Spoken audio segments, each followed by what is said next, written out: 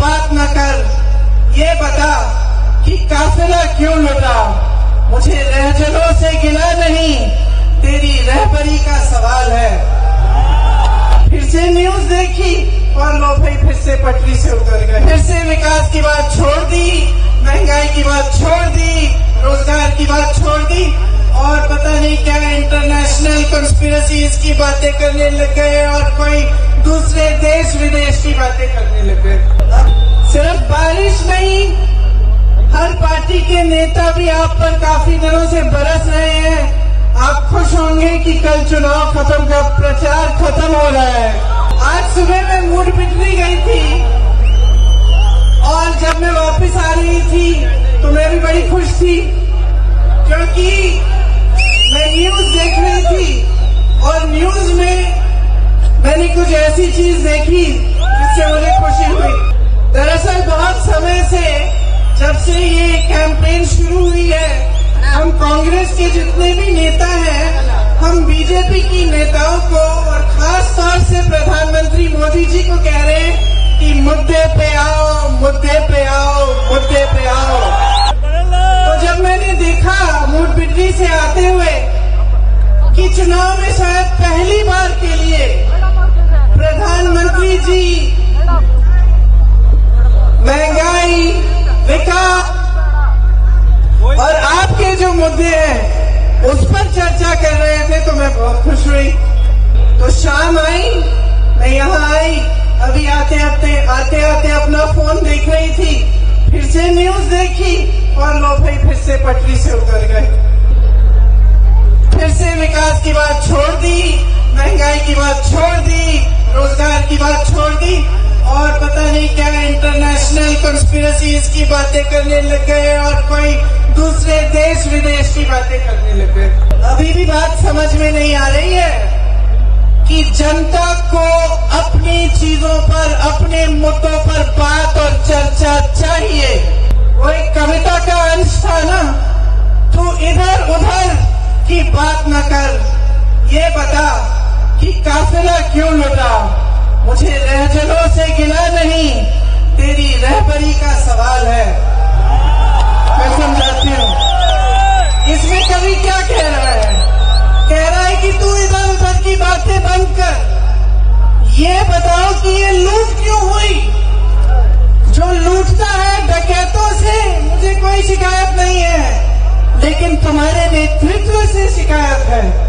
कर्नाटका के लोग शिक्षित, काबिल, अपने प्रदेश को खुद अपनी मही, जिसकी सभ्यता पूरी दुनिया में जानी जाती है। बहनों और भाइयों, क्या आपका हक नहीं है, क्या आपका अधिकार नहीं है कि चुनाव के समय जबकि हर नेता को आपको जवाब देना चाहिए कि आपके लिए इन्होंने किया क्या है और आपको ये बताना चाहिए कि आपके भविष्य के लिए, आपके रोजगार के लिए, आपकी समस्याओं को सुलझाने के लिए वो क्या करने जा रहे हैं। क्या ये आपका अधिकार नहीं है? ये चुनाव है, इसमें आप अगले 5 सालों के लिए अपने भविष्य को तय करने जा रहे हैं। कोई मजाक नहीं है कि कोई नेता आपका मजाक उड़ाए और इधर उधर के मुद्दों पर आकर आपसे चर्चा करे जिससे आपके जीवन का कोई मतलब नहीं है। बड़े समय से सरकार अलग अलग चीजों के लिए पहचानी जाती है। जैसे इंदिरा गांधी जी की जो सरकार थी वो पहचानी गई हरित क्रांति के लिए, वो पहचानी गई उनके कार्यों के लिए, जमीन के पट्टे गरीबों को देने के लिए। उसके बाद राजीव गांधी जी की सरकार इसलिए जानी गई क्योंकि आधुनिक दौर में पूरे देश को ले गए। उसके बाद नरसिम्हा जी, मनमोहन सिंह जी की सरकारें आई, वो पहचानी गई क्योंकि उन्होंने लिबरलाइजेशन का काम किया, भारत को और आगे बढ़ाया। और जो अलग अलग सरकारें, अलग अलग पार्टियां की आई, वो भी अपनी तरह से जो काम उन्होंने किया उसके लिए पहचानी गई। लेकिन जो 3.5 सालों से यहाँ कर्नाटका में बीजेपी की सरकार है, शर्म की बात है, कुछ की एक ही पहचान है 40% सरकारा, और इस 40% सरकारा ने कर्नाटका से 1.5 लाख करोड़ रुपए चोरी किए। बेंगलुरु जैसा शहर देखिए, यहाँ का इंफ्रास्ट्रक्चर किस हालत में है। सड़कों में जो गड्ढे हैं उनमें गिरकर 30 से अधिक लोग मर गए। आईटी सेक्टर को 225 करोड़ रुपए का घाटा हुआ है इस समय में। कांग्रेस के शासनकाल में बेंगलुरु इनोवेशन में नंबर 1 होता था, स्टार्टअप कैपिटल के नाम से जाना जाता था।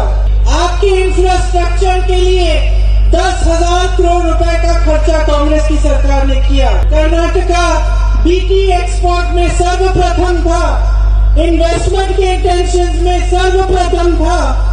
आज स्टार्टअप कैपिटल का भी दर्जा छिन गया, निवेश खोया बेंगलुरु ने, कर्नाटका ने। बड़ी बड़ी कंपनियां छोड़ के चली गई, Ola electric, Apple, Motorola, Nokia, Samsung, Foxconn, Pegatron सब यहां से चली गई। उनको काम करने में मुश्किल हो रही थी, काम करने में असुविधा हो रही थी, और इसके साथ साथ जो रोजगार वो दिलवाती थी वो भी चले गए, खो गए। भ्रष्टाचार का जो नतीजा होता है वो डायरेक्ट पब्लिक का नुकसान होता है। जब सरकार लूट और लालच में व्यस्त रहती है तो काम कम होता है, काम पे ध्यान कम होता है। आपने खुद देखा होगा कि न मंत्रिमंडल का विस्तार हुआ, बार बार सीएम बदले गए, नेता आपस में लड़ाइयां कर रहे हैं और निर्णय लेने में सक्षम नहीं है। गवर्नेंस ठीक से नहीं होती, पॉलिसी पैरालिसिस होती है, नई पॉलिसियां नहीं बनती, अच्छी अच्छी नीतियां नहीं बनती पब्लिक के लिए और आपकी भलाई के लिए, बल्कि अक्सर ऐसे निर्णय लिए जाते हैं जो आपके लिए नुकसानदायक होते हैं। जैसे आप नंदिनी को लीजिए, जिसको आपने बनाया, जो कर्नाटका का गर्व है। नंदिनी को जानबूझ के कमजोर किया गया ताकि गुजरात से अमूल का कोऑपरेटिव आ जाए और नंदिनी को उसके अंदर मर्ज किया जाए।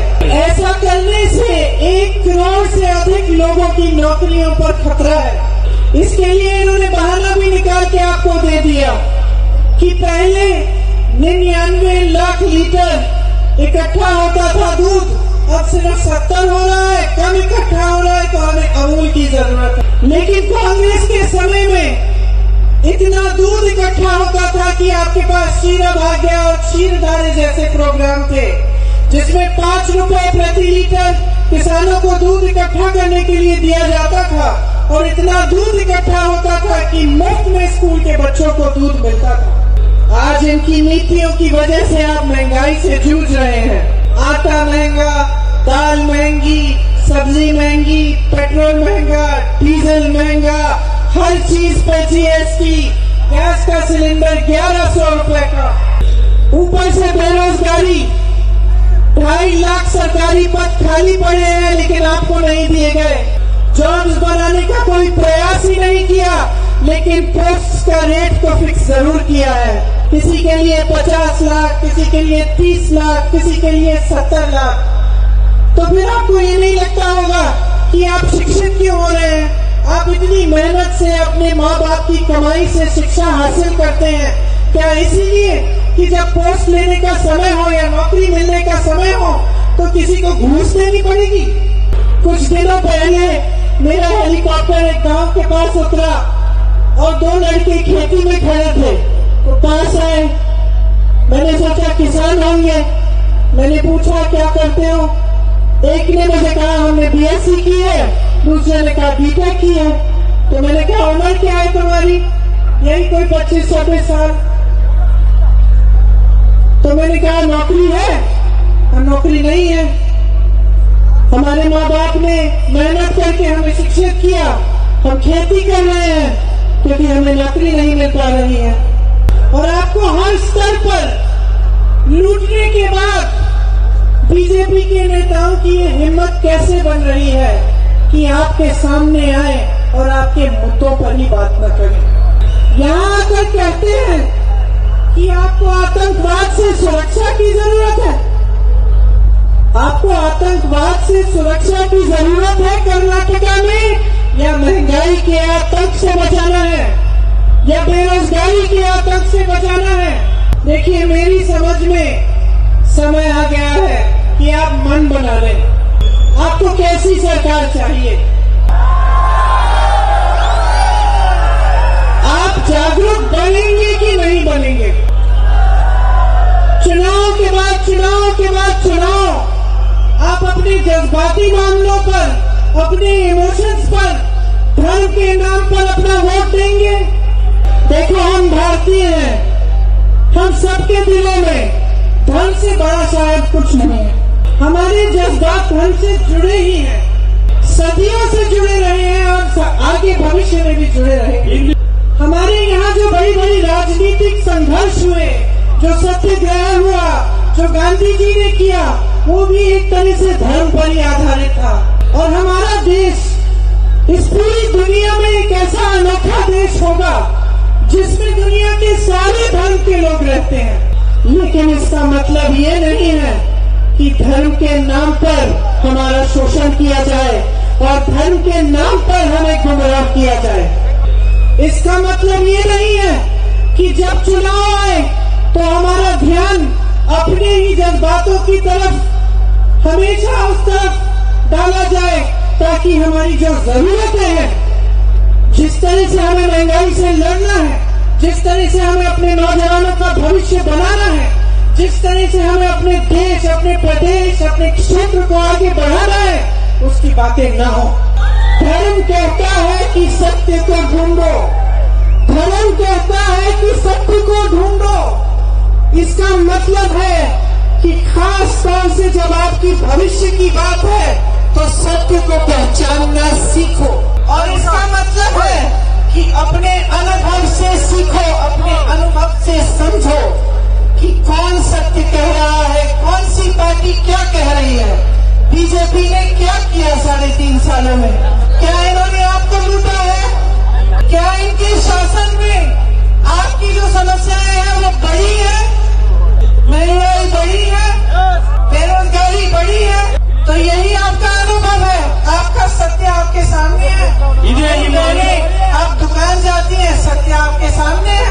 गैस का सिलेंडर नहीं खरीद पा रही है, दाल, रोटी, सब्जी, सब कुछ सब आपके सामने है। मेरे भाई यहाँ शिक्षा के हासिल करते हैं, नौकरी नहीं है, सत्य आपके सामने है। इन सड़कों के गड्ढों पर सत्य है, जो कंपनियां छोड़ के चली गई वो भी एक सत्य है।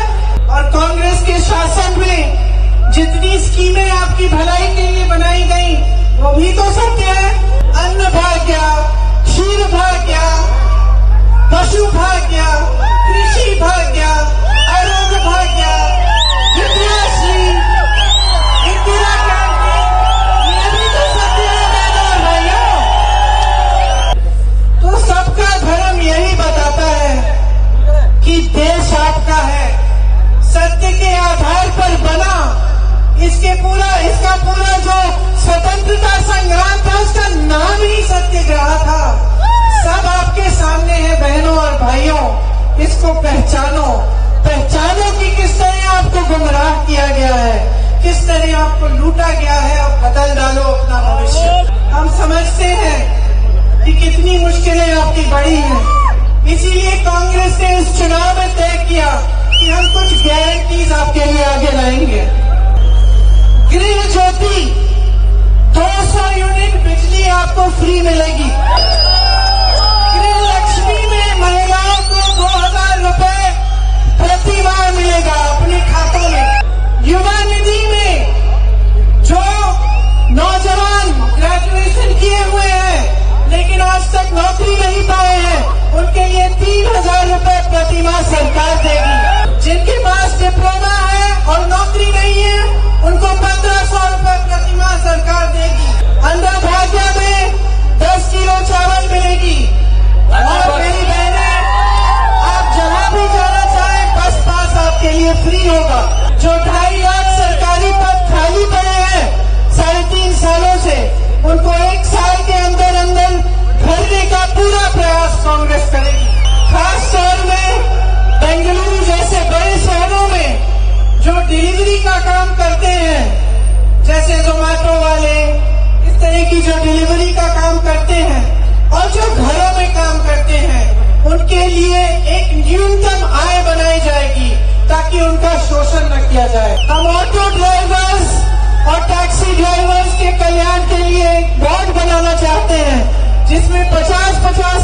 की निधि होगी ताकि आपकी सहायता, आपकी सुविधा हो सके। अस्थायी कर्मी और अस्थायी मजदूरों के लिए, उनके कल्याण के लिए भी एक बोर्ड बनाना चाहते हैं जिसमें 3000 करोड़ रुपए की निधि होगी। अब देखिए, आप पूछ सकते हैं कि ठीक है, आप कह रही हैं कि हम जॉब्स बनाएंगे, ये जॉब्स बनेंगे कहां से? तो मैं आपको थोड़ा सा बताना चाहती हूँ कि कांग्रेस पार्टी की क्या योजना है कि किस तरह से हम आपके लिए नए रोजगार बनाएंगे। देखिए, हमारे देश में जो रोजगार पैदा करने वाले उद्योग हैं, वो सबसे पहले तो बड़े बड़े पीएसयू होते थे, जो इस सरकार ने, मोदी जी की सरकार ने अपने बड़े बड़े उद्योगपति मित्रों को लगभग दे ही दिया। दूसरा, खेती किसानी को मजबूत करने से, उसे आधुनिक बनाने से, फूड पार्क जैसी चीजों को बनाने से बहुत सुविधा होती और बहुत सारे रोजगार पैदा होते। और तीसरा, जो छोटी जो उद्योग थे, छोटी इंडस्ट्रीज और मीडियम साइज की जो इंडस्ट्रीज थी, उनको मजबूत करके यहाँ से रोजगार पैदा होता था। बीजेपी की सरकारों ने छोटे और मीडियम साइज के उद्योगों की कमर तोड़ दी है। जीएसटी, नोटबंदी के चलते बहुत नुकसान हुआ है। बड़े बड़े पीएसयू बेच दिए अपने बड़े उद्योगपति दोस्तों को, और किसान संकट में है। बल्कि कर्नाटका में हर रोज 5 किसान आत्महत्या करते हैं। तो हमारा प्लान सबसे पहले ये है कि जो छोटे और मीडियम साइज के उद्योग हैं, इनको अपने पैरों पे ठीक तरह से खड़ा करने के लिए हम एक फंड बनाएंगे, वेलफेयर फंड बनाएंगे। बीदर से चामराजनगर तक इंडस्ट्रियल कॉरिडोर बनाकर टाउनशिप्स बनाएंगे। और जो 2 टियर की जो शहरें हैं, मैसूरू, हुबली, धारवाड़, गुलबर्गा, बेल्लारी, चित्रदुर्गा जैसे, उनको भी आईटी और टेक में हम बेंगलुरु जैसे मजबूत बनाने की कोशिश करेंगे। कर्नाटका को light engineering, automobiles, electrical equipment, electronic vehicles में भी नंबर 1 बनाने का पूरा प्रयास होगा और पूरी सुविधाएं दी जाएंगी। अब काफी देर हो गई है, तो मैं आपको सारी स्कीम सुना के बोर नहीं करूंगी, लेकिन इतना बताना चाहती हूँ कि कांग्रेस की ये योजना है कि 10 लाख नए रोजगार 5 सालों में आपके लिए पैदा किए जाएंगे। हम आपको एक ऐसी सरकार देना चाहते हैं जो आपके लिए दिन रात काम करे, आपके लिए समर्पित रहे, जिस पर आपको गर्व होना चाहिए कि हाँ, ये हमारी सरकार है, अच्छा काम कर रही है। हम ऐसे नेता और ऐसी सरकार देना चाहते हैं जो हमेशा आपका आदर करें और ये बात स्पष्ट तरह से समझें कि अगर आज एक मंच पे वो खड़े हैं आपके सामने, अगर आपने उनको सत्ता दी है